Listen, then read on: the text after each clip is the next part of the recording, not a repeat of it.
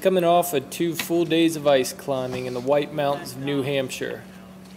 I had a great time, but I was ready to key down just a little bit. So I bid my climbing buddies adieu and began a new chapter of the trip. Welcome to Tea on a Moving Train with Matteus Frankovich. What I have here is a Chinese green called Clouds and Mist. Very refreshing. Put a bit of leaf in my travel cup.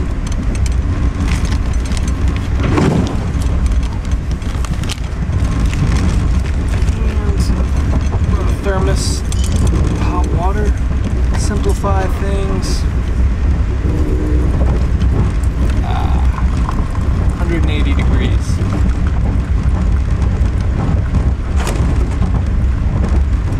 Gotta treat the greens gently. Now a little patience, taking the scenery while the tea steeps.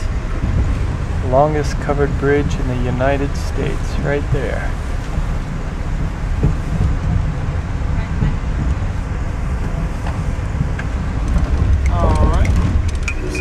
Has some good color here.